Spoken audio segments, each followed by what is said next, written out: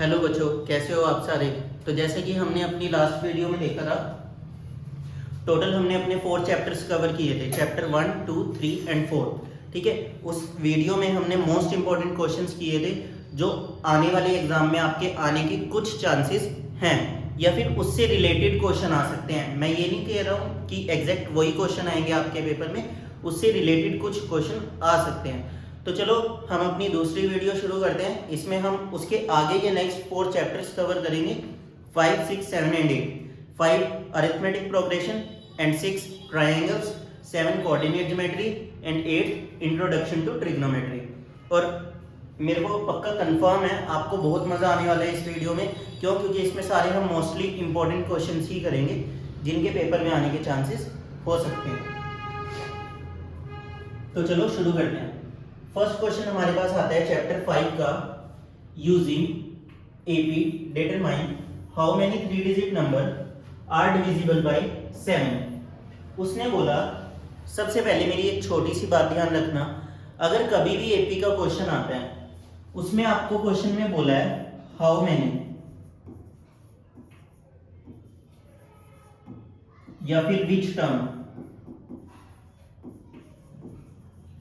या check whether, ठीक, या फिर व्हाट टर्म। तो इस केस में, इन चारों केसेस में हमें क्या निकालना पड़ेगा? हमेशा n निकालना है। क्लियर? तो अब इस क्वेश्चन में using AP determine how many आ गया, तो हाउ मेनी का मतलब क्या हुआ? हमें क्या फाइंड करना है? n। और किसका n निकालना है कि ऐसे कितने नंबर हैं जो 7 से क्या है डिविजिबल, ओनली 3 डिजिट नंबर। तो देखो, सबसे पहला जो 3 डिजिट नंबर आता है जो 7 से डिविजिबल हो सकता है वो 105 है। ठीक है, फिर अगला नंबर कौन सा है? 112।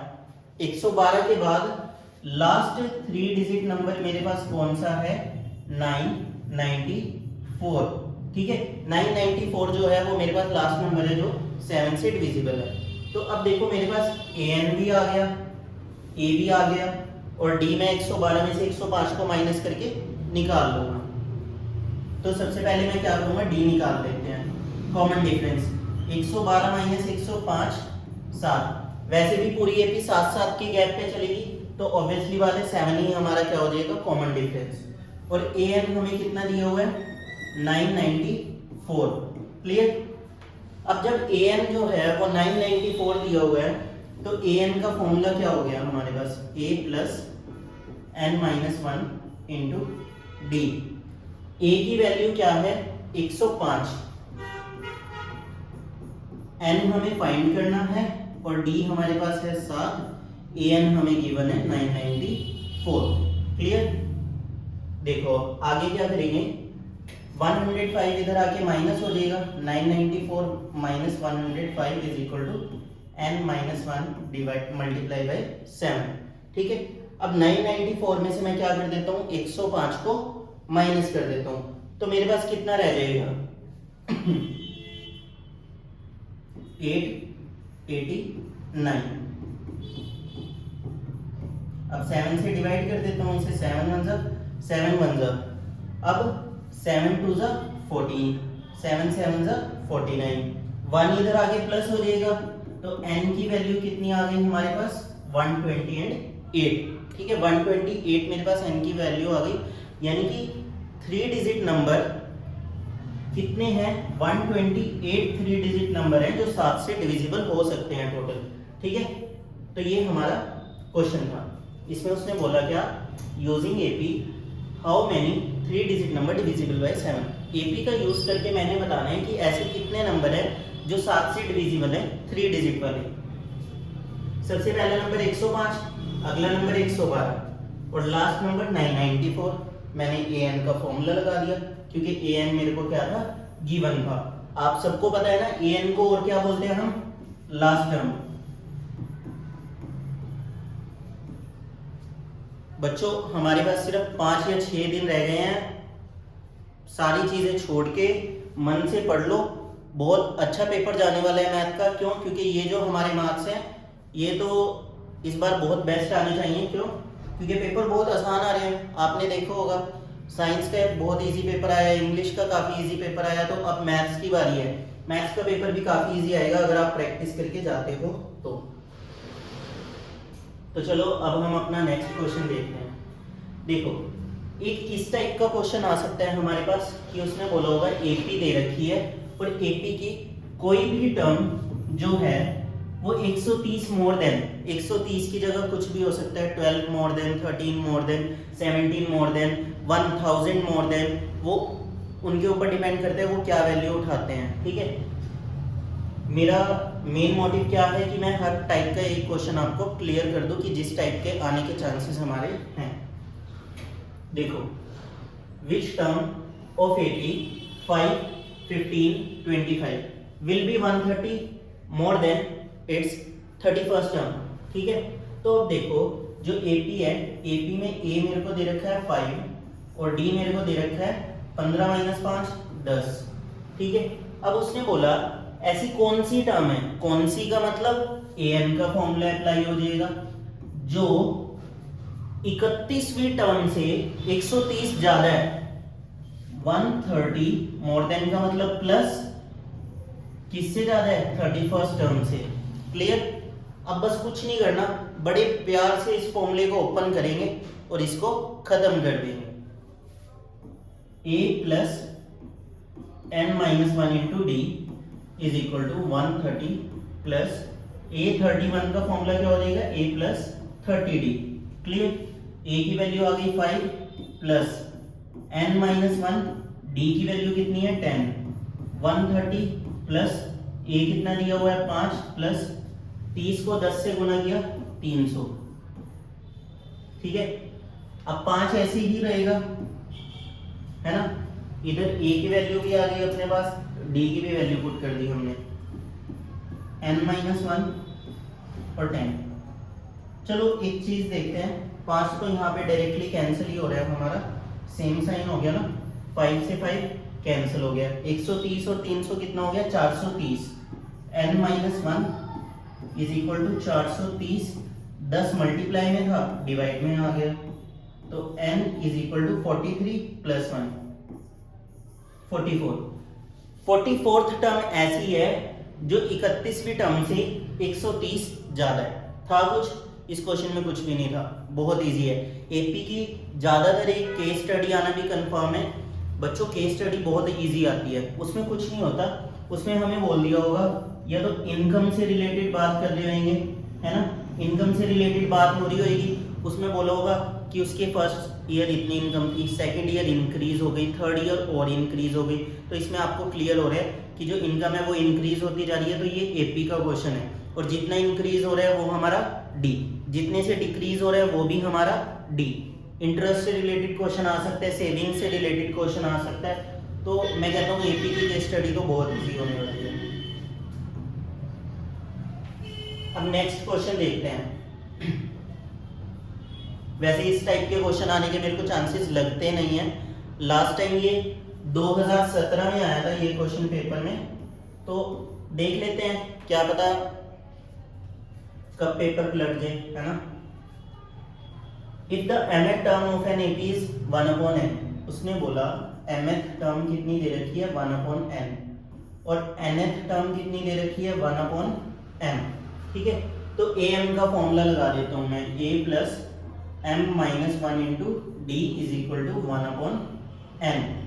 सेकेंड an का लगा देता हूँ, a plus n - 1 into d is equal to 1/m। Solving equation first and second, यहाँ माइनस और यहाँ माइनस, a से a कैंसिल।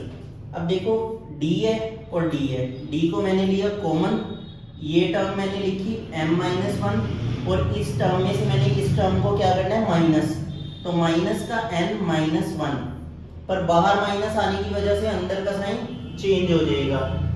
ठीक है, और 1/n माइनस 1/m। क्लियर, 1 से 1 कैंसिल हो गया, अंदर क्या रह गया m - n is equal to, इधर मैं एलसीएम ले लेता हूँ, एलसीएम कितना आ गया mn और m - n। क्लियर, इससे ये कैंसिल हो गया, डी की वैल्यू कितनी आ गई 1/m, डी आ गया मेरे पास। अब मैं फर्स्ट इक्वेशन में या सेकंड इक्वेशन में जिसमें मेरा मन करता है मैं डी की वैल्यू पुट कर दूंगा।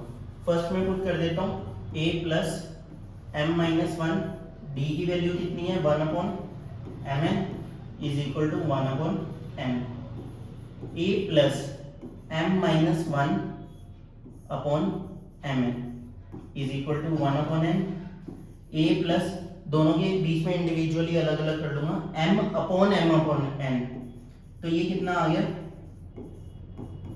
1/mn is equal to 1/n, m से m कैंसिल हो गया, बचा क्या a plus 1/n minus 1/mn is equal to 1/n, 1/m से 1/n कैंसिल हो गया, a की वैल्यू कितनी आ गई 1/mn। देखो अब मेरे पास a भी आ गया d भी आ गया, a और d दोनों सेम है। उसने मेरे को बोला मेरे को प्रूव करना है mnth टर्म जो है वो 1 के इक्वल है, तो कोई बात नहीं mnth टर्म का फॉर्मूला लगा देता हूं मैं a mn का, तो a plus mn minus 1 into D, a की value 1/mn plus mn minus 1, d की वैल्यू भी 1/mn, 1/mn प्लस 1/mn को इससे मल्टीप्लाई किया, mn से mn कैंसिल, बचा कितना 1 माइनस 1 से इससे मल्टीप्लाई किया 1/mn, mn कैंसिल हो गया, ओनली बचा क्या 1, तो हो गया प्रूफ mnth टर्म 1 के इक्वल। क्लियर क्वेश्चन, एक और बार समझा देता हूँ, ठीक है। उसने बोला if mth term of an AP is 1/n, mth term उसने मेरे को क्या दे दी 1/n, ठीक है, और nth टर्म उसने मेरे को कितनी दे दी 1/m, ये आ गई nth term is equal to 1/m। अब दो इक्वेशन जनरेट कर लेता हूं मैं यहां से, am का फॉर्मूला लगा के a plus m minus 1 into d is equal to 1/n, an का फॉर्मूला लगाया a plus n minus 1 into d is equal to 1/m, ये सेकंड इक्वेशन जनरेट हो गई। अब दोनों इक्वेशन को एलिमिनेशन मेथड से सॉल्व करूंगा, तो d कॉमन लिया, m माइनस 1 में से माइनस कर दिया n माइनस 1, क्लियर, 1/n में से 1/m माइनस करके मेरे पास d की वैल्यू कितनी आ गई 1/mn। तो इसी वैल्यू को मैंने क्या किया, मैंने फर्स्ट इक्वेशन में पुट कर दिया। फर्स्ट इक्वेशन क्या थी a plus m minus 1 into d is equal to 1/n, d की वैल्यू मैंने यहाँ पर रख दी, इसे सॉल्व करके मेरे पास क्या आ गई a की वैल्यू, ठीक है। अब a भी आ गया और d भी, मैंने a mn का फॉर्मूला लगाकर उसमें वैल्यू पुट कर दी जो मेरा 1 के इक्वल प्रूव हो गया। क्लियर, देखो नेक्स्ट क्वेश्चन, काफी ज्यादा कॉम्प्लिकेटेड लग रहा है सर, है ना? नहीं नहीं ऐसा नहीं है, देखते हैं, बहुत easy. If the sum of first 7 terms is of an AP is 49, उसने बोला 7 टर्म्स का सम 49 है। ऐसा क्वेश्चन शायद मेरे हिसाब से एनसीईआरटी में भी आपकी है ना। और फर्स्ट 17 टर्म्स का सम 289 है, 17 टर्म्स का सम 289 हो गया। मेरे को n टर्म्स का सम निकालना है, यानी कि मेरे को निकालना क्या है Sn। क्लियर, सबसे पहले S7 का फॉर्मूला लगाते हैं। S7 का हो गया 7/2 2a plus 7 minus 1 6d, S7 कितना दिया हुआ है 49 इज इक्वल टू 7/2, 2 इधर से कॉमन आ गया, अंदर रह गया a प्लस 3d, 2 से 2 कैंसिल, 7 1 जा 7, 7 7 जा 49, a plus 3d is equal to 7, किसके इक्वल आ गया 7 के। ये मेरी फर्स्ट इक्वेशन जनरेट हो गई। अब S17 का फॉर्मूला लगा लेता हूँ, S17 is equal to 17/2 2a plus 17 minus 1 16d, clear, 289 is equal to 17/2 और 2 कॉमन आ गया, a प्लस 8d, 2 से 2 कैंसिल हो गया, 17 1 जा 17 17 जा, a plus 8d is equal to 17। ये मेरी क्या हो गई सेकंड इक्वेशन हो गई। अब दो इक्वेशन आ गई, बहुत आराम से सॉल्व हो जाएगा क्योंकि दोनों इक्वेशन को मैं एलिमिनेशन मेथड से सॉल्व करने वाला हूँ। a plus 3d is equal to 7 और a plus 8d is equal to 17। a से a कैंसिल हो गया, 8 में से 3 गया माइनस का 5 और ये कितना आ गया माइनस का 10। d कितना आ गया 2। अब d जब 2 आ गया, d को मैं फर्स्ट इक्वेशन में पुट कर देता हूँ। a प्लस 3 टू 6 उधर जाके माइनस हुआ, a की वैल्यू कितनी आ गई 1। अब क्या निकालना था, अब बात करो, Sn निकालना था। कोई नहीं, निकाल देते हैं Sn, इसमें कौन सा बड़ी बात है। n/2 2a plus n minus 1 into D. n/2 a की वैल्यू कितनी है 1, 2 1 जा 2 प्लस n माइनस 1 d की वैल्यू कितनी आई है मेरे पास, d की वैल्यू आ गई है 2।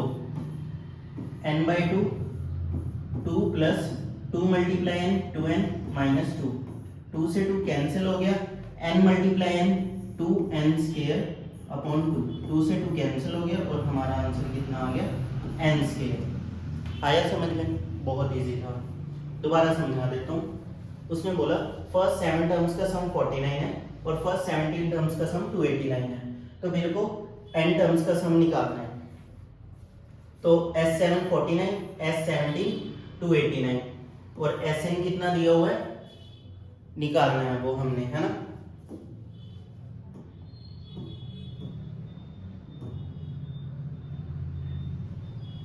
Clear.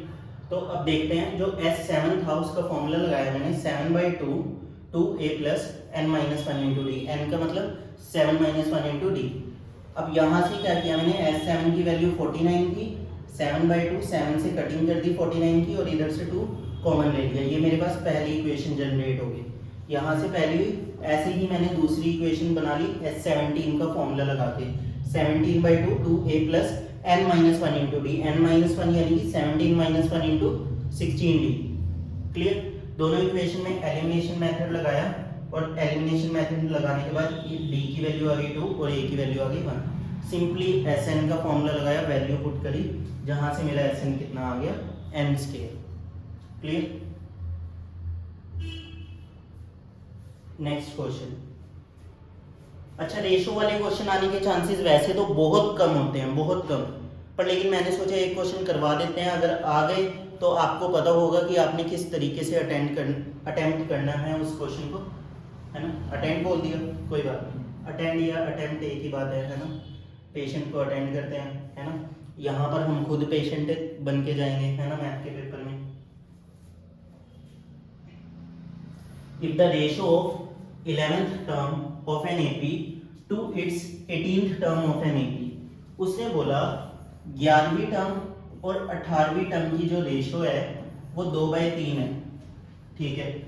Find the ratio of sum of first 5 terms और sum of first 10 terms. S5 और S10 की रेशो निकालनी है मुझे, निकल जाएगी, हो जाएगा सर क्वेश्चन, बहुत इजी है। A11 का फॉर्मूला लगाया a प्लस 10d, A18 का फॉर्मूला लगाया a plus 17d is equal to 2/3। सही किया मैंने, चलो इतना सफिशिएंट है। अब आगे देखते हैं। S5 का फॉर्मूला लगाता हूँ, n/2 2a plus n minus 1, 5 minus 1 4 4d, ठीक है। और n/2 2a plus 10 minus 1 into 9d हो गया ये मेरे पास, ठीक है।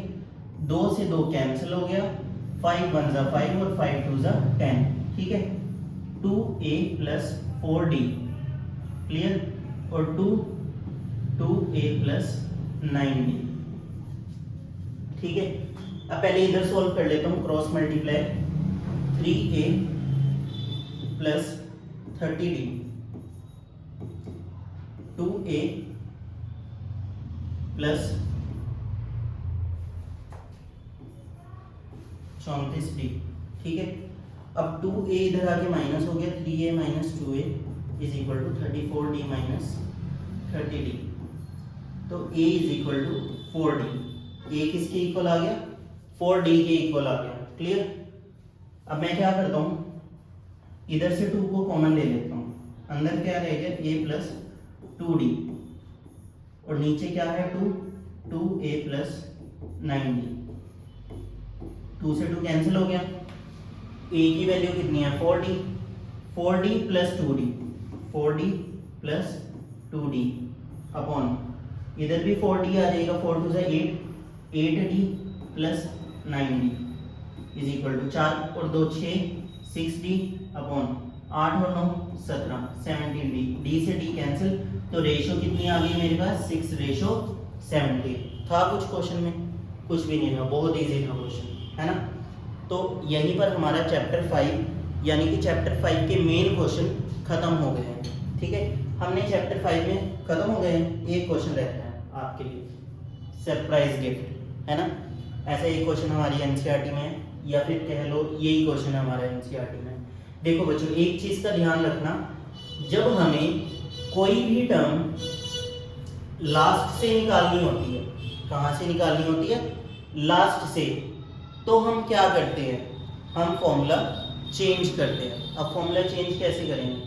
सबसे पहले मेरे को 20th टर्म निकालनी है फ्रॉम द लास्ट, तो क्या करूँगा, a20 का फॉर्मूला लगेगा, और फॉर्मूला क्या चेंज है? l minus n minus 1 into D. पहले क्या करते थे? a plus n minus 1 into D. अब a प्लस की जगह क्या आ गया? l माइनस आ गया। वो क्यों आया? क्योंकि हमने जो टर्म निकालनी है वो लास्ट से निकालनी है ना। तो l क्या है? 253 माइनस n कितना है? 20 माइनस 1, और d कितना है मेरे पास? 8 माइनस 3 5, तो 253 माइनस 20 में से एक गया 19, और 19 को 5 से मल्टीप्लाई करूंगा तो कितना आ जाएगा? 95 ही आएगा ना। हाँ, अब 95 को जब मैं इसमें से माइनस करता हूं तो मेरे पास कितना बचता है? 158। क्लियर? देखो कितना छोटा सा क्वेश्चन था, है ना। तो कुछ नहीं करना है, जब लास्ट से हमें कोई टर्म निकालनी है तो कंडीशन तो यहाँ पर सेम रहेगी, फॉर्मूला चेंज हो जाएगा, l minus n minus 1 into D. इस तरीके का एक क्वेश्चन आ जाता है, ठीक है। दूसरा क्वेश्चन हमारा केस बेस्ड आ सकता है। केस बेस्ड में मैंने आपको बताया ये इंटरेस्ट से रिलेटेड क्वेश्चन आ सकते हैं, इनकम से रिलेटेड क्वेश्चन आ सकता है, ठीक है, सेविंग से रिलेटेड क्वेश्चन आ सकता है, प्रॉफिट से रिलेटेड आ सकता है ना। बस उसमें यही होएगा, या तो हर साल इंक्रीज हो रहा है, हर मंथ इंक्रीज हो रहा है, या हर साल डिक्रीज हो रहा है, हर मंथ डिक्रीज हो रहा है। जो चीज़ डिक्रीज या इंक्रीज होगी वो हमारा डी हो जाएगा, और उसके अलावा ए वगैरह हमें सारा गिवन होएगा, ठीक है। तो एपी की केस स्टडी तो बहुत इजी आने वाली है, उसके अलावा जिस टाइप के क्वेश्चन आने हैं वो मैंने आपको करवा ही दिए, ठीक है। तो अब हमारा चैप्टर शुरू होता है, चैप्टर 6 ट्रायंगल। तो बच्चों आप सबको पता होगा, ट्रायंगल्स में हमें कोई भी क्वेश्चन करने के लिए सबसे पहले BPT theorem, basic proportionality theorem and converse of BPT, ये 2 थ्योरम्स हमारी करना बहुत जरूरी है ना। तो इन 2 थ्योरम्स को चलो मैं आपको करवाता हूँ। अब पेपर में ना कई बार आपसे डायरेक्टली नहीं पूछा जाता कि बीपीटी थ्योरम को प्रूव करो, ठीक है। तो बीपीटी थ्योरम को प्रूव करने के लिए डायरेक्टली नहीं पूछा जाएगा, तो सर कैसे पूछा जाएगा? एक क्वेश्चन की फॉर्म में दे देंगे, ट्रायंगल बनाकर दे देंगे, और क्वेश्चन की फॉर्म में वो आपसे पूछ लेंगे कि क्या कहते हैं, बस थोड़ी सी स्टेटमेंट को घुमाएंगे फिराएंगे, और करना आपको बीपीटी ही पड़ेगा प्रूफ, है ना। तो चलो देखते हैं, शुरू करते हैं। बीपीटी थ्योरम में उसने बोला क्या है? If a line is drawn parallel to the one side of the triangle, ठीक है। सबसे पहले मैं क्या करता हूँ, मैं बना लूंगा एक ट्रायंगल।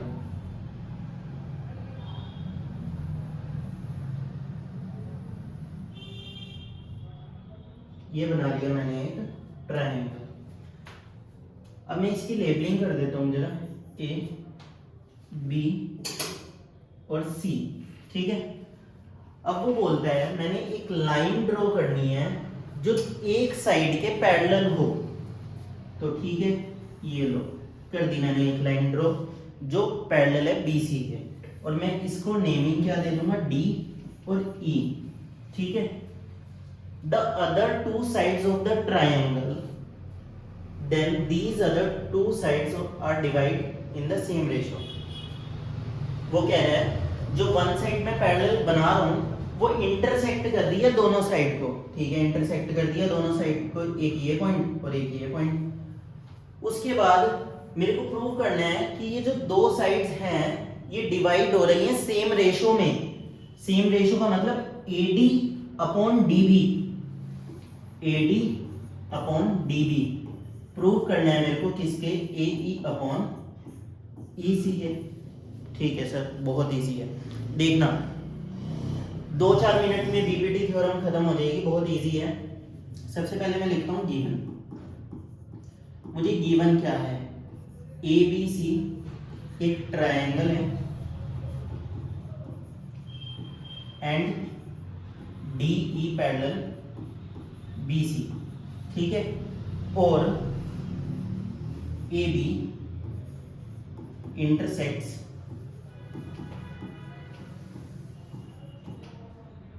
एट D और AC इंटरसेक्ट एट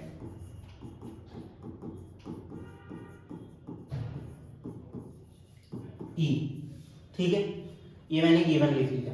अब मेरे को इसे प्रूव करने के लिए क्या करनी पड़ेगी, कंस्ट्रक्शन, ठीक है। तो अब मैं कंस्ट्रक्शन क्या करूंगा, ठीक है। सबसे पहले जो कंस्ट्रक्शन इसमें होने वाली है वो ये होगी कि मैं B को E से ज्वाइन करूंगा और D को C से ज्वाइन करूंगा, क्लियर, ठीक है। Join B to E and D to C, clear. अब मैं एक परपेंडिकुलर बनाऊंगा E से AB पर और इसको नाम दे दूंगा F और लिखूंगा EF परपेंडिकुलर AB, ठीक है। ऐसे ही D से एक परपेंडिकुलर बनाऊंगा AC पर और इसको नाम दे दूंगा N, DN perpendicular AC, clear. शुरू करें हम क्वेश्चन, तो चलो करते हैं क्वेश्चन। अब प्रूफ, ठीक है। तो चलो प्रूफ में अब क्या आने वाला है, सबसे पहले मैं कंसीडर करता हूं ट्रायंगल A D और E, ठीक है। मैंने कौन सा ट्रायंगल कंसीडर किया, A D और E, ट्रायंगल A D और E। अब मैं एरिया निकाल रहा हूँ इसका, area of triangle A D और E क्या हो जाएगा, half into base into height. अब हाफ इंटू बेस कितना है मेरे पास, बेस है मेरे पास AB इंटू हाइट कितनी है मेरे पास EF, क्लियर। अब एरिया ऑफ ट्रायंगल कौन सा ले लेता हूं मैं, B D और E, half into base into height, half into. अब देखो इस केस में जो बेस बन रहा है वो क्या बन रहा है, बेस बन रहा है B और F, B और F बन रहा है बेस, या B और D बन रहा है ना। कौन सा बन रहा है बताओ फटाफट, मैं थोड़ी बताऊंगा, BD बन रहा है, हाफ इंटू BD, और हाइट वही सेम रहने वाली है। इस ट्रायंगल की जो हाइट है वो ये रहने वाली है, तो इसके ट्रायंगल की हाइट कितनी आ गई EF, ठीक है। तो अब ये क्या होने वाला है, एक मिस्टेक हो गई हमारे से, जब हमने ट्रायंगल ADE लिया है तो जो हमारे पास बेस है वो कितना आ जाएगा, AD आएगा, AB नहीं आएगा, ठीक है। तो यहां पर कितना आ जाएगा AD। अब मैं क्या करता हूं, area of triangle ADE upon area of triangle BDE कर देता हूं, half into AD into EF और half into B D into E F. Clear? Half से हाफ कैंसिल, ई एफ से ई एफ कैंसिल, तो क्या आ गया A D upon B D. Clear?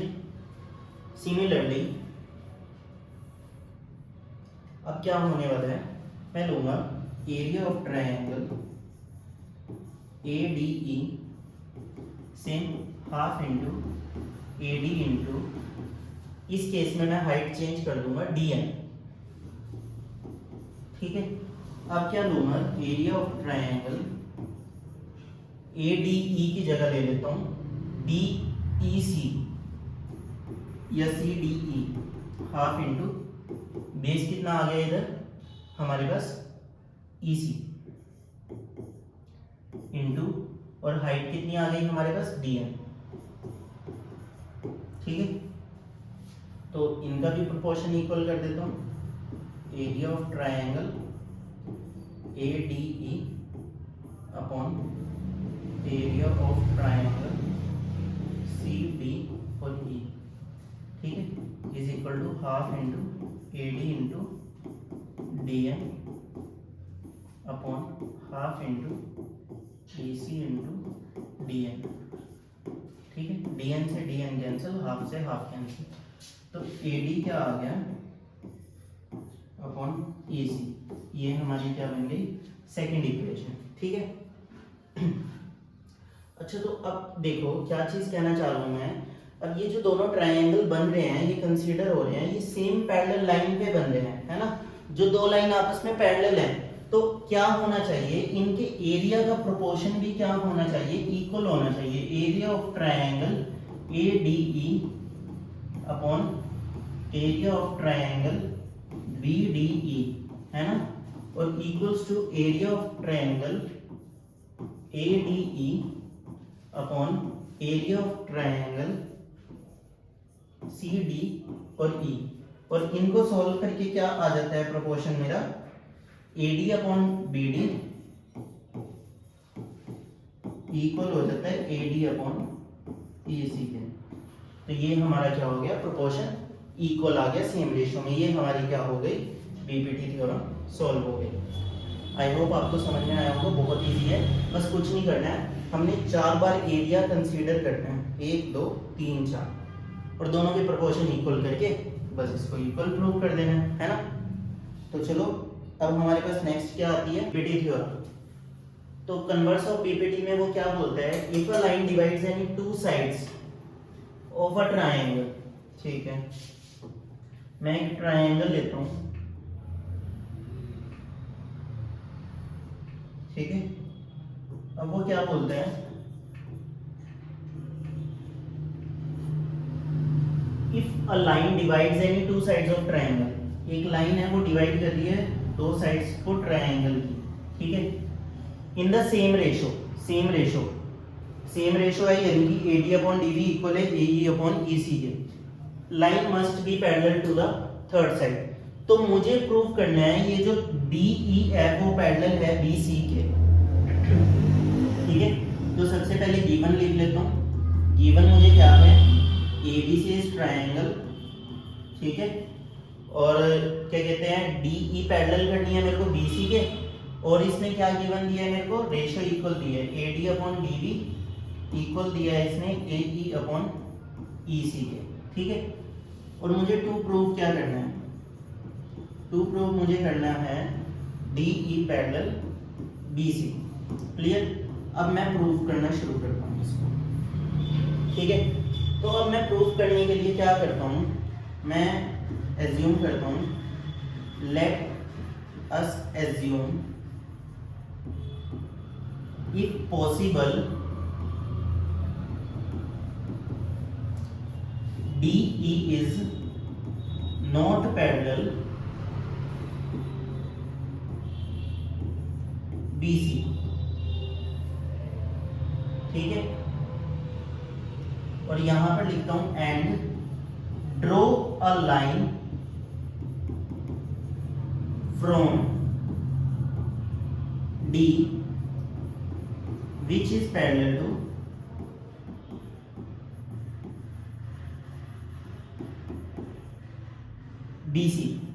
ठीक है, तो मैं यहाँ से एक डॉटेड लाइन ड्रॉ कर लेता हूँ और उस पॉइंट को क्या नाम दे दिया एफ, कि जो डीसी के पैरेलल है। क्लियर? तो अब शुरू करते हैं हम क्वेश्चन अपना। अब सबसे पहला स्टेप जो मेरा रहने वाला है, उस स्टेप में मैं क्या करूँगा? उस स्टेप में मैं कुछ नहीं करूँगा, बस सिंपल सी एक इक्वेशन उठाता हूँ कि A D upon D B equal A B upon E C. ये तो मेरे को क्या था, गिवन था बाय बीपीटी। और एक चीज मैं क्या ले लेता हूं, A D upon D B equal ले लेता हूं A F upon F C के। सॉरी, इधर बाय बीपीटी नहीं आएगा अपना, इधर तो गिवन आएगा रीजन, और इधर क्या ले लूंगा मैं, बाय बीपीटी। तो देखो, अब A D upon D B A E upon A C के इक्वल है, A D upon D B A F upon F C के भी इक्वल है। तो अगर A D upon D B मैं हटा दूं तो ए ई अपॉन ई सी किसकी इक्वल हो गई, A F upon F C के, है ना। A D upon D B किसकी इक्वल हो गई, sorry, A E upon E C A F upon F C के इक्वल हो गई। अब मैं क्या करूंगा इसमें, adding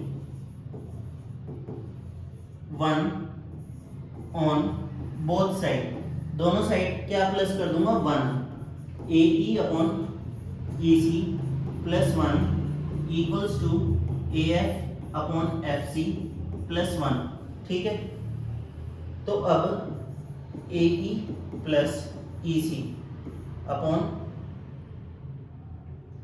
E C equals to A F upon A F plus F C upon F C. A E plus E C क्या हो गया, A C upon E C. A F upon F C क्या हो गया, A C upon F C. ए सी से ए सी cancel हो गया, तो मेरे पास क्या आ गया, ई C equal F C. E सी किसकी इक्वल आ गई मेरे पास, एफ सी के। ई सी और एफ सी आपस में इक्वल है। अच्छा मेरे को ये बताओ, एफ सी तो ई सी से बड़ी है, तो ई सी एफ सी की इक्वल कैसे हुई?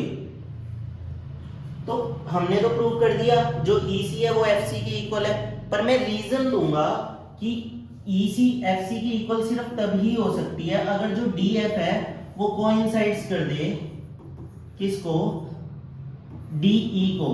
D F coincides D E, D F coincides D E का क्या मतलब हुआ, कोइंसाइड्स का मतलब क्या होता है, जब कोई लाइन ओवरलैप कर दे। ओवरलैप का मतलब एक लाइन के ऊपर दूसरी लाइन आ जाए, तो वो क्या कहते हैं, अगर डी ई के ऊपर डी एफ आती है तब हमारी ई सी जो है वो एफ सी के इक्वल है। तो ठीक है, अब जब हमने प्रूव कर ही दिया ई सी इक्वल एफ सी, तो इसका मतलब क्या हो गया, डी ई जो है वो डी एफ के इक्वल है। तो जब डी ई और डी एफ इक्वल है तो मैंने क्या लेट किया हुआ था, डी एफ जो पैरेलल है मेरी वो बी सी के है, तो इसका मतलब D E equal D F है, यानी कि डी ई भी पैरेलल हो गई बी सी के। ये मेरी कन्वर्ट क्वेश्चन मेरे पास आता है, D E parallel A C.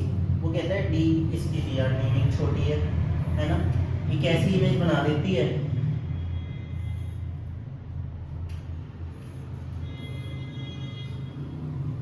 F E C B D और ए। देखो D E parallel A C, D E parallel A C. Okay, सबसे पहले मैं ट्रायंगल कंसीडर कर लेता हूँ ए बी सी। ठीक है, ए बी सी में B D upon D A, B D upon D A equal हो गया B E upon E C, B E upon E C के। ये फर्स्ट इक्वेशन बन गई है ना। अब उसने बोला डी एफ पैरेलल है ए ई के, डी एफ पैरेलल है ए ई के। ठीक है, इसकी और इसकी बात हो रही है, तो मैं ट्रायंगल भी ए बी ई ले लेता हूँ, A B E triangle, A B E triangle लूंगा तो B D upon D A, B D upon D A equal हो जाएगा B F upon F E के। अब मैं इक्वेशन फर्स्ट एंड सेकंड करूंगा, B D upon D A cancel हो जाएगा, बचा क्या, B E upon E C equal आ गया किसके, A F upon F E के। अगर मैं इंटरचेंज कर दूं तो B E upon F C equal हो गया ए एफ अपॉन, नहीं सही है, B E upon E C, B E upon E C equal हो गया B F upon F E के, ये बी था। क्लियर। नेक्स्ट क्वेश्चन देखते हैं, prove that a line drawn through the mid point of the side of the triangle parallel to the another side bisect the third side.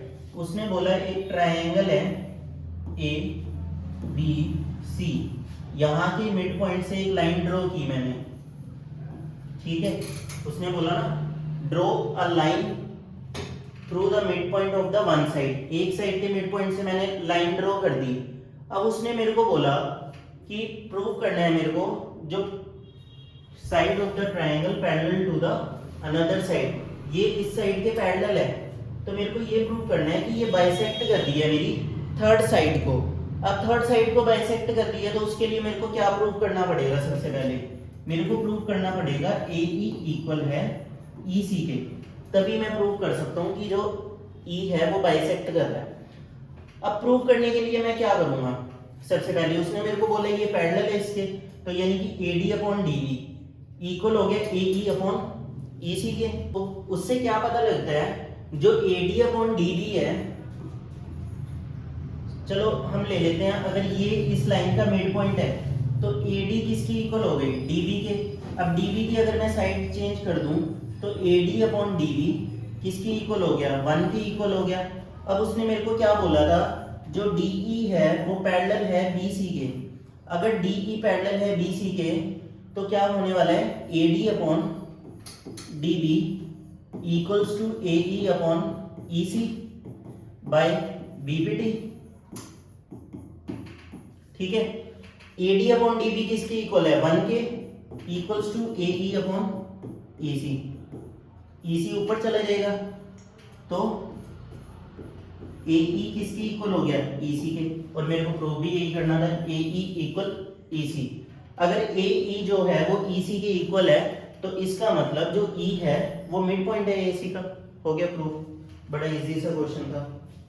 E is a point on side A D produced of a parallelogram A B C D, ठीक है। सबसे पहले मैं एक parallelogram बना देता हूँ, A B सी और डी, ठीक है, ए बी सी डी।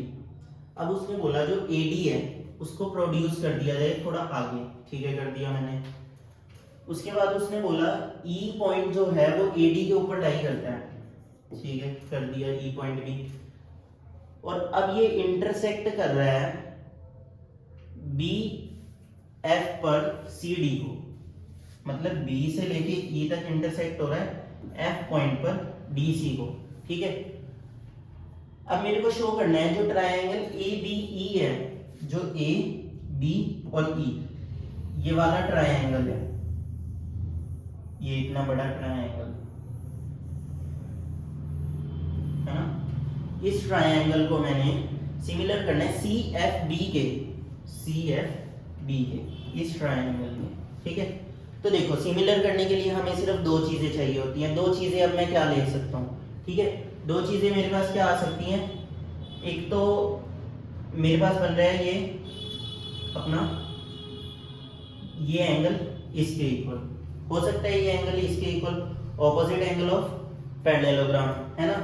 और दूसरी चीज क्या बन रही है जरा सोच के बताओ मेरे को, मैं भी थोड़ा पजल हूँ इसमें, है ना, मेरे को भी नहीं पता लग रहा है क्या चीज इक्वल होनी चाहिए इसमें, है ना, दोनों ट्रायंगल में सोचना पड़ेगा यार, काफी मुश्किल है ना। या फिर मैं इसको ले सकता हूँ angle C B F equals to angle A E B, है ना, इसको ले सकता हूँ ना, क्योंकि ऑल्टरनेट इंटीरियर एंगल बन रहा है ना। तो चलो फिर ऐसे ही करते हैं, है ना। एंगल ए इक्वल हो गया एंगल सी के, और एंगल मैंने क्या ले लिया, angle C B F, angle C B F equal हो गया एंगल ए ई बी के, ए ई बी के। यहाँ पर रीजन आ गया ऑल्टरनेट इंटीरियर एंगल, और यहाँ पर रीजन आ गया ऑपोजिट एंगल ऑफ पैरेललोग्राम। ठीक है, ये हमारा triangle A B E similar हो गया ट्रायंगल सी एफ बी के।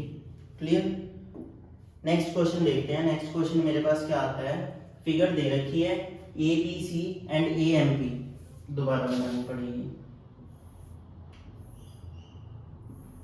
क्योंकि वो छोटी है ना, आपको शायद क्लियर विजिबल ना हो, इस वजह से मैं दोबारा बना रहा हूँ, सिर्फ आपके बेनिफिट के लिए।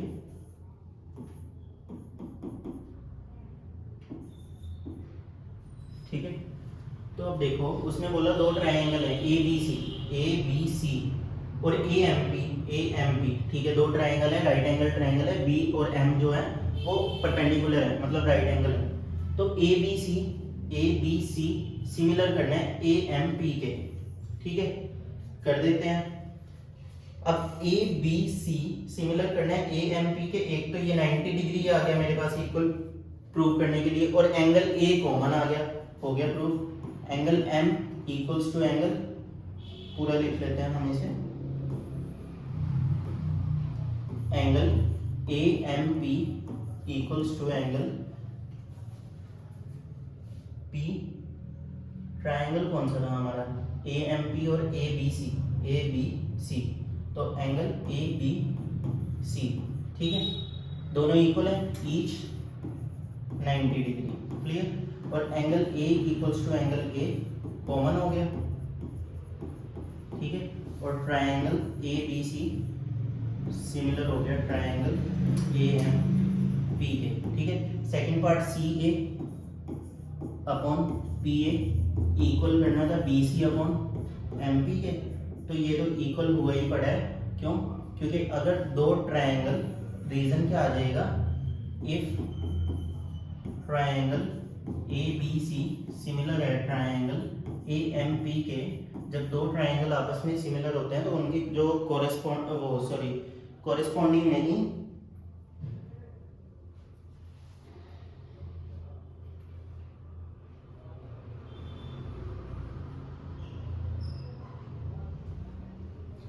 तो उनकी कॉरेस्पॉन्डिंग साइड्स हमेशा इक्वल होती हैं।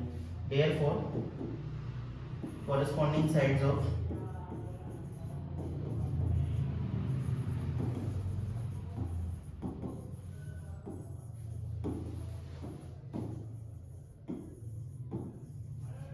Triangles are equal. तो ये हमारा पूरा क्वेश्चन डन है ना, इजी था question. Next question, in the figure E is a point on side CB।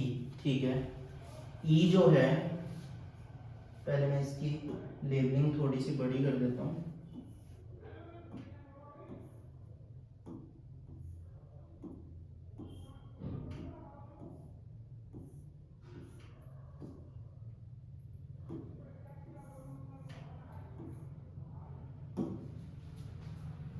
ठीक है, उसने क्या बोला, E is the point on side CB। CB के ऊपर E जो है वो एक पॉइंट है। ठीक है, अब ये जो है ट्रायंगल ABC आइसोसेलेस है, ट्रायंगल ABC आइसोसेलेस है, जो AB है वो AC के इक्वल है। ठीक है, और AD परपेंडिकुलर बना रहा है BC पे, AD परपेंडिकुलर बना रहा है BC पे। ठीक है, EF परपेंडिकुलर बना रहा है AC पर, EF परपेंडिकुलर बना रहा है AC पर। ठीक है, ABD सिमिलर प्रूव करना है ECF के, ABD ये वाला ट्रायंगल मुझे सिमिलर करना है ECF के, इस वाले ट्रायंगल के। तो देखो, एक तो ये 90 डिग्री वाला एंगल हो गया। ठीक है, ये आपस में इक्वल हो गया। और क्या चीज इक्वल होनी चाहिए, जल्दी बताओ। ABD की बात हो रही है और ECF की बात हो रही है है ना, तो क्या इक्वल होना चाहिए, जल्दी बोलो। आइसोसेलेस ट्रायंगल है ना, आइसोसेलेस ट्रायंगल में क्या हुआ, ए बी इक्वल है ए सी के। जब A B equal A C के है तो एंगल ए बी डी किसके इक्वल हो गया, एंगल ए सी डी के। और ए सी डी को मैं और क्या बोल सकता हूँ, एंगल एफ सी डी, ये भी बोल सकता हूँ, है ना। तो ए बी डी किसके इक्वल हो गया, एफ सी डी के। तो चलो मैं कंसीडर करता हूँ triangle A B D and triangle E C F, ठीक है। अब जो ट्रायंगल ए बी डी मैंने कंसीडर किया, इसमें angle A D B equal है angle A D B equal हो गया हमारा एंगल सी एफ ई के, each 90 degree, clear.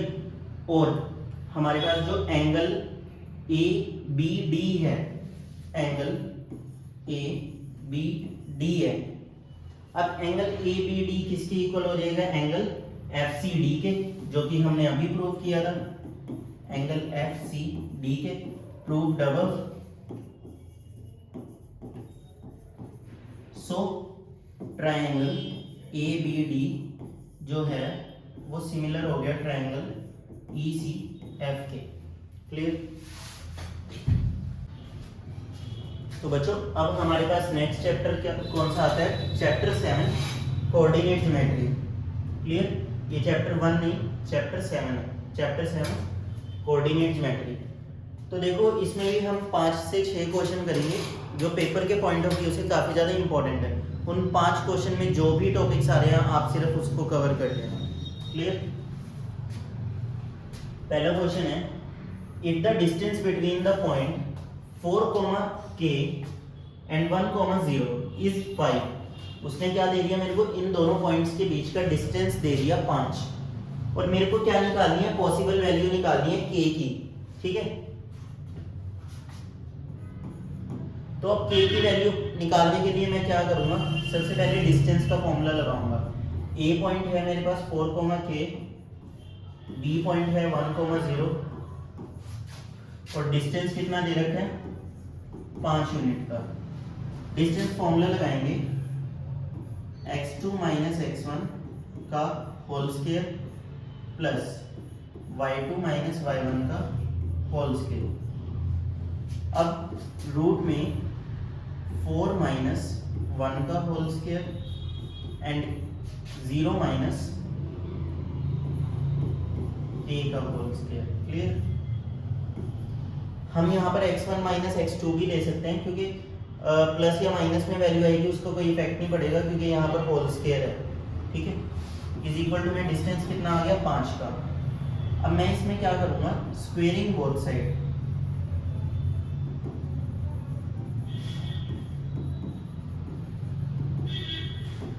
Squaring both side क्योंकि ताकि रूट हट जाए। तो ये कितना बचा, 4 में से 1 गया 3, प्लस 0 माइनस k का होल स्क्वायर, यानी कि ओनली k का स्क्वायर, 5 का स्क्वायर 25, 3 उधर जाके माइनस हो गया, k square is equal to 25 में से 3 गया 22। तो इसकी वैल्यू क्या आ गई, k is equal to root में 22, क्लियर।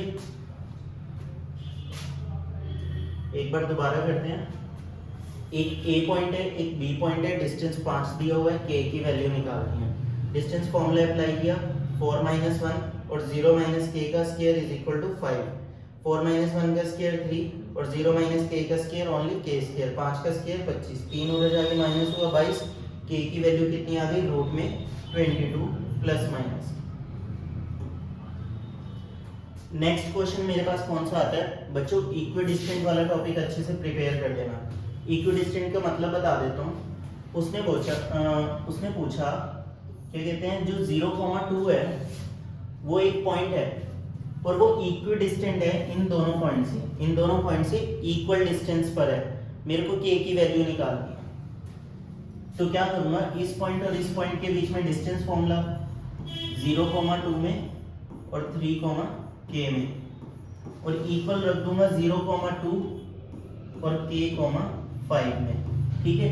डिस्टेंस फॉर्मूला लगाते हैं, 0 माइनस 3 का whole square plus 2 minus k का square is equal to 0 minus k का स्क्वायर प्लस 2 माइनस 5 का स्क्वायर। अब क्या करेंगे, 3 का स्क्वायर क्या हो गया 9, और इधर A square plus B square minus 2ab, same इधर ए स्क्वायर और 5 में से 2 गया 3, 3 का स्क्वायर 9। ठीक है, अब रूट लगा देता हूँ, स्क्वेयरिंग बोथ साइड करूंगा तो रूट कैंसिल हो जाएगा। बचा कितना, 9 और 4 13 plus k square minus 4k is equal to k square plus 9। K square से के स्क्वायर कैंसिल हो गया, 13 प्लस क्या उधर जाके माइनस का, minus 4k is equal to minus 4। Minus से माइनस कैंसिल हो गया, k की वैल्यू कितनी आ गई 1। क्लियर। इक्विडिस्टेंस में कुछ नहीं होता, उसने बस ये बोला होता है जो एक पॉइंट है वो इन दोनों पॉइंट से इक्वल डिस्टेंस पर है, तो हमने दोनों का डिस्टेंस बस आपस में इक्वल करना है। नेक्स्ट क्वेश्चन क्या आता है मेरे पास, फाइंड द रेशो निकालनी है इन विच y axis divides the line segment. y axis divide कर रहा है लाइन सेगमेंट को, तो y एक्सिस पर y की तो वैल्यू होती है पर x की कोई वैल्यू नहीं होगी। ठीक है, तो एक लाइन ड्रॉ करता हूँ, ये पॉइंट मेरे को उसने दिया हुआ है 5,-6, रेशो में k रेशो 1 लेट कर लेता हूँ। ठीक है, और मिड पॉइंट मेरे को दिया हुआ है 0,y, क्योंकि y की तो वैल्यू आएगी और x की कोई वैल्यू नहीं, और b पॉइंट मुझे दिया हुआ है -1,4। क्लियर। तो बच्चों कुछ नहीं करेंगे, सबसे पहले जो वैल्यू गिवन है मैं उसके लिए सेक्शन फॉर्मूला लगा दूंगा, m1 x2 plus m2 x1 और अपॉन में m1 प्लस m2। ठीक है, m1 और m2 क्या है, वो रेशो है। m1 है k को मल्टीप्लाई किया -1 से -k, ठीक है, प्लस m2 को मल्टीप्लाई किया 5 से 5 आ गया। ठीक है, m1 plus m2, k plus 1 is equal to 0। k plus 1 किसके इक्वल हो गया, 0 के, बचा क्या -k plus 5 is equal to 0। -k is equal to -5, minus से माइनस कैंसिल हो गया और k की वैल्यू कितनी आ गई 5, तो रेशो भी आ गई मेरे पास 5। अब मैं क्या करूंगा, मेरे को y की वैल्यू निकालनी है, वो कैसे निकलेगी, सेक्शन फॉर्मूला में y का लगा देता हूँ, m1/2 plus m2 y1 upon m1 plus m2 is equal to y। m1 कितना दिया हुआ है 5 और y2 कितना है 4, m2 कितना है 1 और y1 कितना है -6, और 5 plus 1 is equal to y। 5 4 जा 20, 20 माइनस 6 14, -14 आएगा नहीं, 5 4 जा 20, 20 माइनस 6 14, प्लस का 14 अपॉन 6, 2 3 जा 6 और 2 7 जा 14। y की वैल्यू कितनी आ गई 7/3।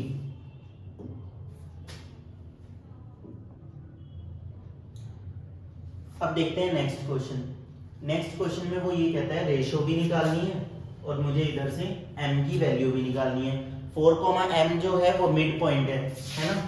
ये एक लाइन दे रखी है बच्चों, ये a पॉइंट हो गया 2,3 और ये b पॉइंट हो गया 6,-3।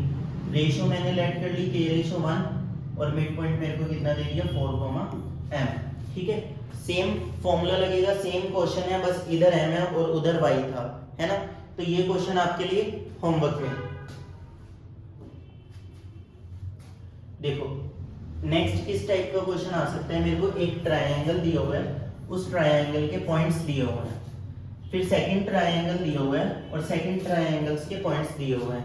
मेरे को बताना है ये दोनों ट्रायंगल आपस में सिमिलर है। तो अब सिमिलर प्रूव करने के लिए क्या करूंगा, सबसे पहले ट्रायंगल ए बी और सी को कंसीडर करता हूँ। ए बी में डिस्टेंस, बी सी में डिस्टेंस और सी ए में डिस्टेंस। ए बी में डिस्टेंस निकलेगा तो -2 और -2, -2 का होल स्क्वायर प्लस 0 -0 का होल स्क्वायर, तो माइनस माइनस प्लस 2 + 2 4, 4 का स्क्वायर 16 और 16 का रूट क्या आ जाएगा 4। BC का निकाल दूँ अब मैं, BC ये है 2 - 0 का होल स्क्वायर एंड 0 माइनस 2 का होल स्क्वायर। ठीक है, 2 का स्क्वायर 4, 2 का स्क्वायर 4, 4 प्लस 4 8 और 8 का रूट 2 रूट 2।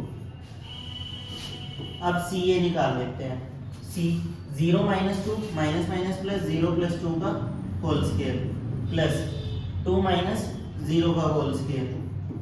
तो ये कितना बन गया 0 प्लस 2 का होल स्क्वायर, 2 का स्क्वायर 4 और 2 का स्क्वायर 4, 4 प्लस 4 8 और 8 का रूट सेम 2 रूट 2।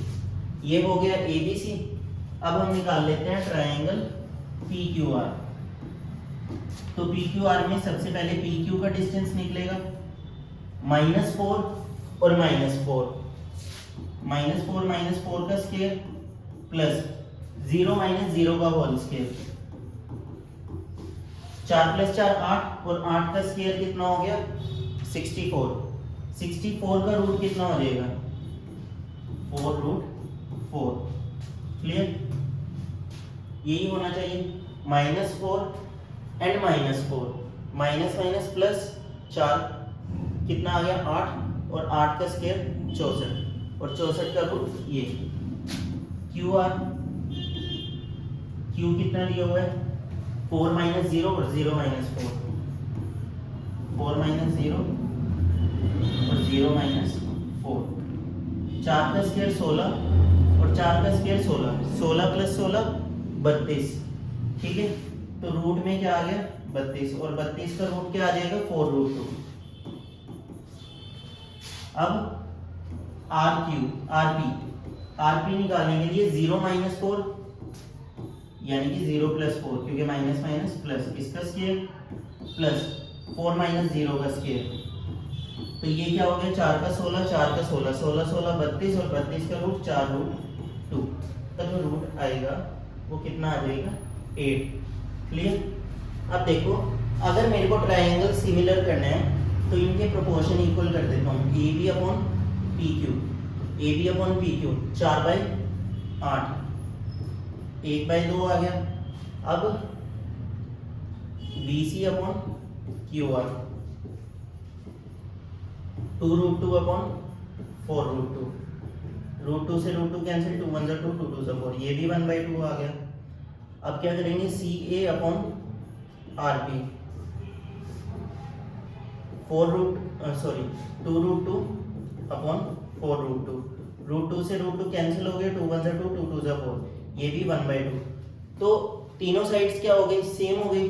तो S S S criterion rule से ये क्या हो गया triangle A B C similar हो गया ट्रायंगल पी क्यू आर के। क्लियर, बहुत इजी क्वेश्चन था और छोटा सा था। नेक्स्ट क्वेश्चन, ये क्वेश्चन तो आपने एनसीईआरटी के एग्जाम्पल में भी किया होगा। ए बी सी और डी पॉइंट्स दे रखे हैं, वर्टिसेस ऑफ द पैरेललोग्राम, मेरे को वैल्यू निकालनी है ए और बी की।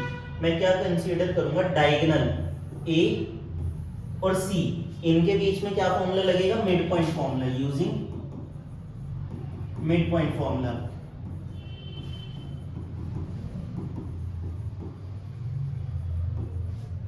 रीजन क्या है, ये देखो ये एक पैरेललोग्राम बनाया ए बी सी और डी।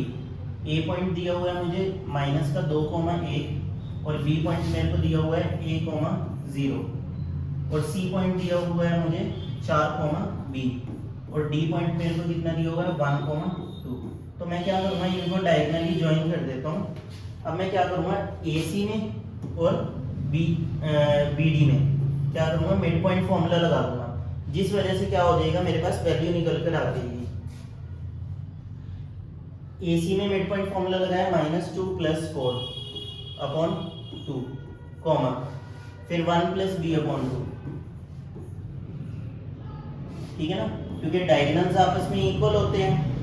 ठीक है, पैरेललोग्राम के। अब क्या करूंगा 1 + a अपॉन 2 और 2 + 0 अपॉन 2। डायगोनल जब आपस में इक्वल होते हैं तो मैं इसका x इसके इक्वल कर दूंगा, y के इक्वल। 4 - 2 कितना हो गया 2 अपॉन 2 इक्वल रख दिया मैंने 1 + a के अपॉन में 2, 2 से 2 cancel 1, 1 2 2, 2 minus 1 is equal to A की वैल्यू कितनी आ गई 1। ठीक है, ऐसे ही b की वैल्यू निकाल लेते हैं। 1 plus b upon 2 is equal to 2 upon 2, 2 से 2 कैंसिल, b की वैल्यू भी कितनी आ गई 2 माइनस 1 1। क्लियर। पैरेललोग्राम से रिलेटेड क्वेश्चन आने के या स्क्वायर प्रूव करना है, ठीक है, इस टाइप के क्वेश्चन आने के चांसेस हैं। अब उसने मेरे से बोला इसकी मैं साइड्स की क्या निकाल दूंगा, लेंथ। अब साइड्स की जब लेंथ निकालूंगा तो मेरे को क्या लगाना पड़ेगा, distance formula, A B, B C, C D और डी ए बी में लगा दूंगा, बी सी में, सी डी में और डी ए में। ये जब डिस्टेंस फॉर्मूला लग जाएगा जो वैल्यूज आएंगी वो मेरी लेंथ आ जाएगी। क्लियर। बस 7 चैप्टर में आपके लिए यही मेन टॉपिक्स थे। अब हम शुरू करते हैं अपना 8th चैप्टर ट्रिग्नोमेट्री। तो पहला क्वेश्चन हमारे पास क्या आता है, उसने बोला if A and B are acute angles such that cos A equals to cos B। अगर cos A cos B के इक्वल है तो मेरे को शो करना है एंगल A किसके इक्वल है, एंगल B के। तो चलो सबसे पहले एक राइट एंगल ट्रायंगल बना लेते हैं। ये बनाया राइट एंगल ट्रायंगल, इसको नेमिंग दे दी ए बी सी। ठीक है, अब angle A and angle B are acute angles. ठीक है ना।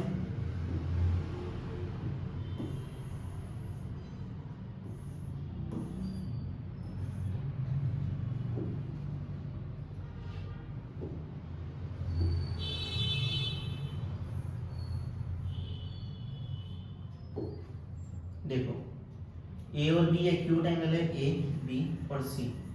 इसका मतलब क्या हुआ, ए और बी का सम कितना आ गया 90 डिग्री, बचा क्या सी, तो सी कितना बन गया हमारा 90 डिग्री। अब उसने बोला जो cos A है वो cos B के इक्वल है, cos A equals to cos B। तो चलो मैं cos का फॉर्मूला ट्राई करता हूँ। cos का फॉर्मूला क्या होता है, B अपॉन H। अगर एंगल A पर बनता है तो बेस क्या हो जाएगा मेरा AC, तो AC अपॉन हाइपोटेनियस कितनी हो जाएगी AB इक्वल्स टू, अगर एंगल मेरा B पर बनता है तो बेस क्या हो जाएगा BC अपॉन हाइपोटेनियस कितनी हो जाएगी AB। अब देखो AB से AB cancel, AC equal BC, AC किसके इक्वल हो गई BC के, ये साइड इसकी इक्वल हो गई। तो इतना तो हमें पता है जब दो साइड्स ट्रायंगल की इक्वल होती हैं तो वो दो साइड्स जहां पर जाकर मिलती हैं, जैसे ये दो साइड है ट्रायंगल की, अब ये दो साइड जिस पॉइंट पर जाकर मिलेंगी वहां के एंगल आपस में क्या होंगे, इक्वल होंगे। तो रीजन क्या दूंगा, if opposite sides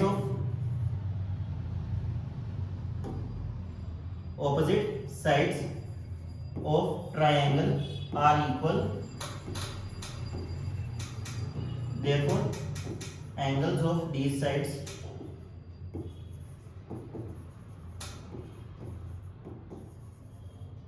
are also equal। तो यानी कि एंगल A किसके इक्वल हो गया, एंगल B के। ये छोटा सा क्वेश्चन था बिल्कुल, है ना, एनसीईआरटी का ये क्वेश्चन। कई बच्चों ने इस क्वेश्चन को लॉन्ग मेथड से किया होगा। चलो नेक्स्ट क्वेश्चन देखते हैं। उसने बोला sine theta plus cos theta किसकी इक्वल है, रूट थ्री के। मेरे को प्रूव करना है tan theta plus cot theta equals to 1। ठीक है, मेरे को टेन थीटा और कोट थीटा को 1 के इक्वल प्रूव करना है। चलो यहाँ से क्वेश्चन शुरू करते हैं। अब देखो साइन इक्वल्स टू 1, तो देखो इसे कैसे करेंगे, sine theta plus cos theta equals to root 3। सबसे पहले मैं इसका रूट हटाऊंगा, स्क्वेयरिंग बोथ साइड। तो ये क्या आ जाएगा, sine theta plus cos theta का whole square is equal to 3। अब a प्लस बी का whole square, A square plus B square plus 2ab। ठीक है, अब sine square plus cos square क्या हो जाता है 1 plus 2 sine theta cos theta is equal to 3। 1 उधर जाके माइनस हो गया, 2 sine theta cos theta is equal to 2 से 2 कैंसिल हो गया, साइन थीटा कोस थीटा किसके इक्वल हो गया 1 के। अब आपको याद है ना हमारे पास एक आइडेंटिटी होती है sine square theta plus cos square theta is equal to 1। तो 1 की प्लेस पे मैं क्या लिख सकता हूँ, 1 की प्लेस पर मैं लिख सकता हूँ sign square theta plus cos square theta, ठीक है।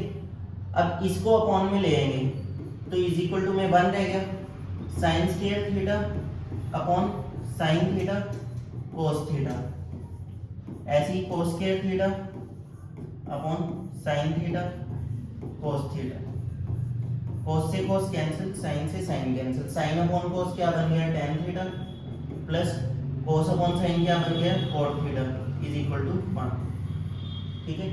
यही हमें प्रूव करना है इसमें, आया समझ। बस कुछ नहीं किया, sine theta plus cos theta is equal to √3 given था, स्क्वेयरिंग बोथ साइड करके होल स्क्वायर ओपन किया, ठीक है। फिर 1 की प्लेस पे मैंने दोबारा sign square plus cos square लगा के साइड चेंज की। नेक्स्ट क्वेश्चन देखो, सबसे पहले तो हम ये देखेंगे हमें गिवन क्या है, जो गिवन होगा और जो प्रूव करना है, प्रूव हमें कोस में करना है ना, तो सबसे पहले मैं इसे साइन कोस में चेंज कर लूंगा। 1 अपॉन कोसिकेंट किसके इक्वल होता है 1 अपॉन साइन थीटा, और कोट किसके इक्वल होता है, कोट इक्वल होता है कोस थीटा अपॉन साइन थीटा के, और इनका होल स्क्वायर गिवन है तो 1 माइनस कोस थीटा का होल स्क्वायर, और नीचे क्या आ गया sine square theta. Sign square theta को मैं क्या लिख सकता हूँ, साइन स्क्वायर थीटा को मैं लिख सकता हूँ 1 माइनस कोस स्क्वायर थीटा। तो देखो ए स्क्वायर माइनस बी स्क्वायर, ए प्लस बी और ए माइनस बी, ये और ये कैंसिल हो गया, तो हमारे पास क्या रह गया 1 minus cos theta upon 1 plus cos theta, क्योंकि ऊपर स्क्वायर था ना तो एक 1 माइनस कोस थीटा रह जाएगा और अपॉन में 1 plus cos theta, hence prove. Clear. Next question देखते हैं। देखो इसमें हाईएस्ट पावर क्यूब है और इसमें 1 है, प्रूफ 10 में करना है। तो सबसे पहले मैं दोनों में से साइन को कॉमन ले लेता हूँ ताकि एक टर्म विदाउट ट्रिग्नोमेट्रिक रेशियो वाली रहती है, और अपॉन में कोस थीटा कॉमन ले लेता हूँ, ठीक है। 2 कोस स्क्वायर थीटा माइनस 1, ठीक है। अब साइन अपॉन कोस tan तो बन गया tan थीटा। अब बाकी बची हुई टर्म्स को मुझे हटाना पड़ेगा। कैसे हटेगा, 1 माइनस 2 साइन स्क्वायर थीटा ऐसे ही लिखते हैं, अपॉन में 2 कोस स्क्वायर थीटा की जगह 1 minus sign square theta minus 1, ठीक है। अब tan theta is equal bracket में 1 माइनस 2 साइन थीटा और अपॉन में 2 1 जा 2 माइनस 2 साइन स्क्वायर थीटा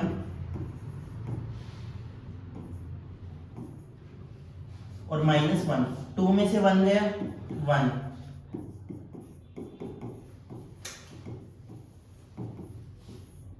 तो 1 माइनस 2 साइन स्क्वायर थीटा आ गया, ये और ये कैंसिल, आंसर क्या आ गया tan थीटा। आया समझ में। देखते हैं अब नेक्स्ट क्वेश्चन क्या आ गया मेरे पास, इसे मैंने कोसिकेंट में प्रूव करना है। कोई बात नहीं, एलसीएम ले लेते हैं हम इसमें। एलसीएम क्या लेंगे, साइन थीटा और 1 प्लस कोस थीटा।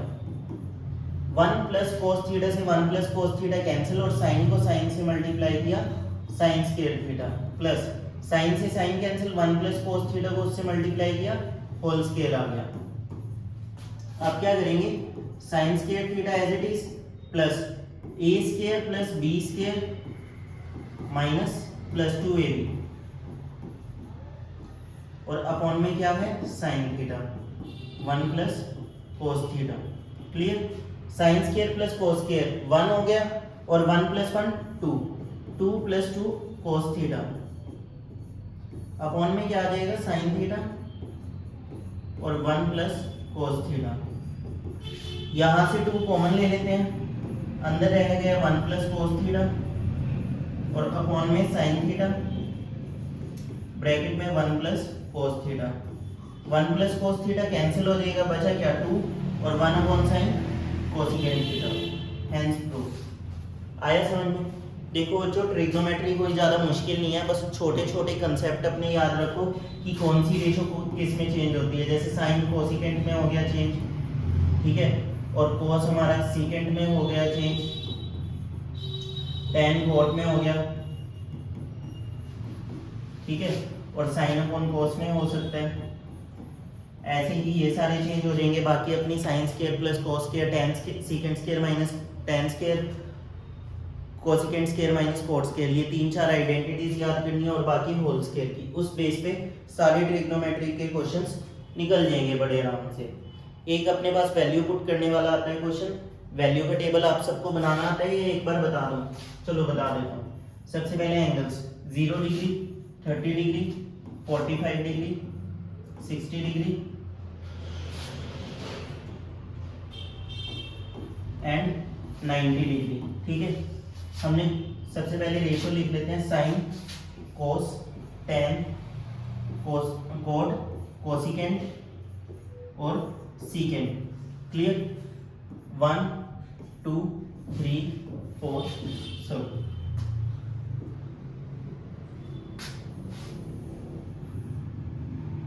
0 से काउंटिंग शुरू करेंगे, 0 1 2 3 और 4, ठीक है। सबको 4 से डिवाइड करना है, तो 0 और सबका अंडर रूट, ठीक है। सिंपल है, काउंटिंग लिखनी है 4 तक और सबको 4 से डिवाइड करना है रूट में।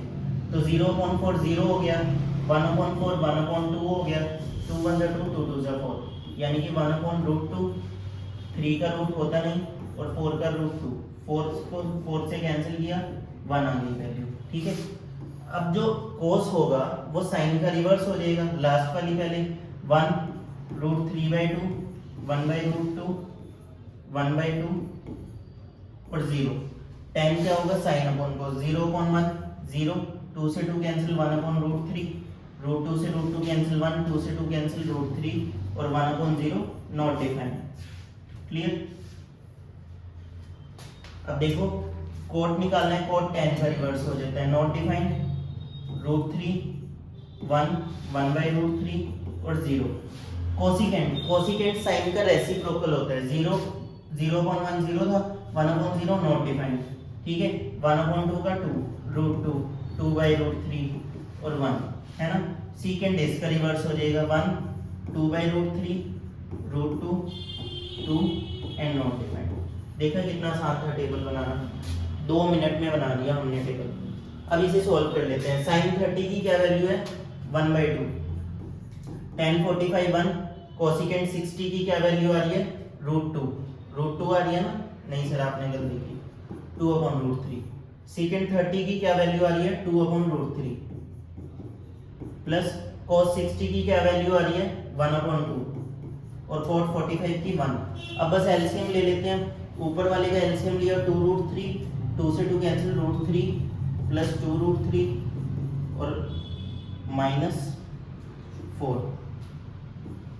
अपॉन में भी सेम 2√3 एलसीएम लिया, √3 से √3 कैंसिल, 2 2 जा 4 प्लस 2 से 2 कैंसिल, √3 और 1 से कैंसिल 2√3 प्लस, क्लियर। अब देखो 2√3 और प्लस 1√3 कितना हो गया, 3√3 -4, 2√3 कैंसिल और 2√3 और 1√3 3√3 प्लस 4, रेशनलाइज कर लेते हैं, 3√3 -4 3√3 -4, क्लियर।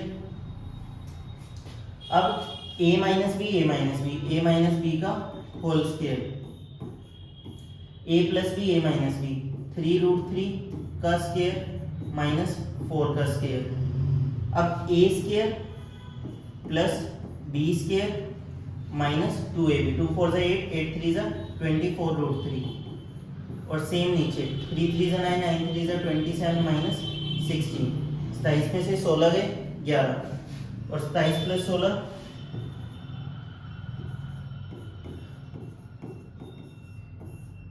ये ये हमारा क्या आ गया आंसर। एक बार देख सकते हो, बस कुछ नहीं किया, वैल्यूज पुट की, रेशनलाइज किया और सॉल्व। नेक्स्ट क्वेश्चन, ये क्वेश्चन एनसीईआरटी का है, काफी सारे बच्चों को इस क्वेश्चन में प्रॉब्लम आती है। क्यों? ये क्वेश्चन काफी ज्यादा बड़ा है ना। तो चलो इसको सॉल्व करते हैं जरा। कोसिकेंट और कॉट में तो मैं क्या करूंगा, न्यूमरेटर और डिनोमिनेटर को साइन से डिवाइड कर लूंगा कॉट बनाने के लिए। तो dividing numerator and denominator by sine theta. Clear?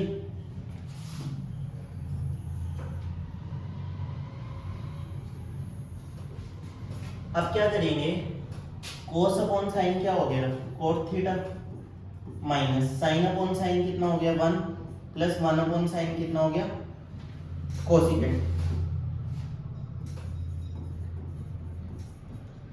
और अपॉन में कोस upon sign cot theta, plus sine upon sine 1 minus 1 upon sine cosecant theta. अब नेक्स्ट केस में क्या करूंगा मैं, कोट थीटा माइनस इधर से कॉमन ले लेता हूं, अंदर बचा 1 माइनस कोसिकेंट थीटा अपॉन में cot theta plus 1 minus cosecant theta. मुझे ये और ये सेम करना था इसलिए माइनस कॉमन लिया। अब मैं इसे क्या कर दूंगा, rationalise, cot theta minus 1 minus cosecant theta और अपॉन में cot theta minus 1 minus cosecant theta. ठीक है? अब देखो a माइनस बी, ये क्या हो जाएगा, cot theta minus 1 minus cosecant theta का होल स्क्वायर और अपॉन में a plus B, a minus b, cot square theta और इसका होल स्क्वायर मैं क्या कर देता हूँ, ओपन कर देता हूँ 1 माइनस कोसिकेंट का, a square plus B square minus 2ab। अंदर के साइन चेंज किया मैंने, क्यों? क्योंकि बाहर कौन सा साइन था, माइनस का, a plus B, a minus B बना था ना, तो बाहर माइनस की वजह से अंदर का साइन मैंने क्या किया, चेंज कर दिया। अब मैं ऊपर वाले का होल स्क्वायर ओपन करता हूँ, a स्क्वायर यानी कि coat square theta plus b square 1 minus cosecant theta का होल स्क्वायर और माइनस 2ab, 2 कोट थीटा और ब्रैकेट में 1 माइनस कोसिकेंट थीटा अपॉन में क्या आ जाएगा, coat square theta minus cosecant square theta जो होता है वो माइनस का 1 होता है, माइनस 1 और माइनस 1 माइनस का 2, माइनस का 2 प्लस का 2 कोसिकेंट थीटा। ठीक है? अब देखो कोसिकेंट स्क्वायर थीटा और minus 2ab minus 2 cot theta और माइनस माइनस प्लस का 2 कोट थीटा और कोसिकेंट थीटा। क्लियर? अपॉन में क्या आ जाएगा, माइनस का 2 कॉमन, माइनस का 2 कॉमन आएगा ना,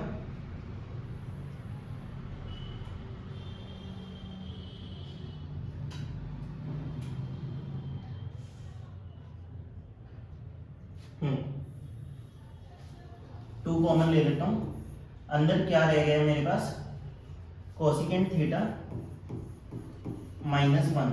क्लियर?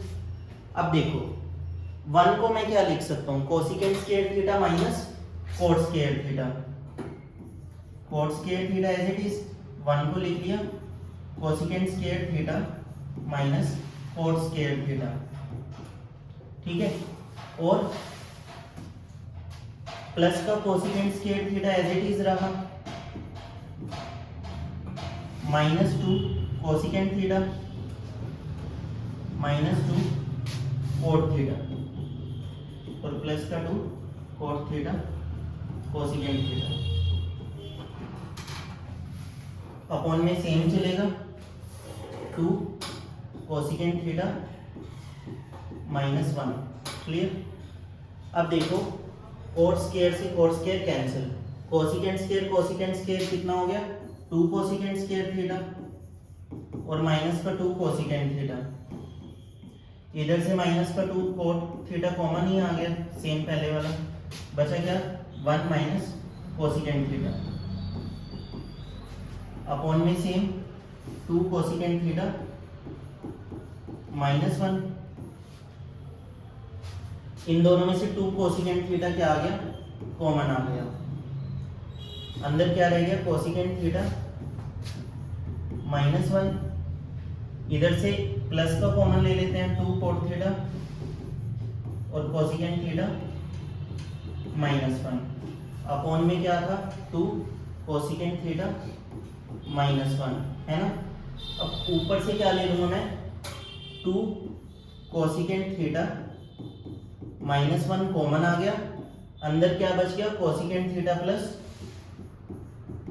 कोट थीटा और अपॉन में 2 कोसिकेंट थीटा माइनस 1। ये और ये कैंसिल और ये हमारा प्रूव हो गया। आया बच्चों समझ। देखो ये क्वेश्चन था, ये छोटा सा डिवाइडिंग किया न्यूमरेटर और डिनोमिनेटर को साइन थीटा से, उसके बाद हमने इसको रेशनलाइज किया, ठीक है। फिर मैंने होल स्क्वायर ओपन किया और यहाँ पर मैंने आइडेंटिटी पुट कर दी cosecant square theta minus cot square और नेक्स्ट सॉल्व करके हमारा प्रूव हो गया।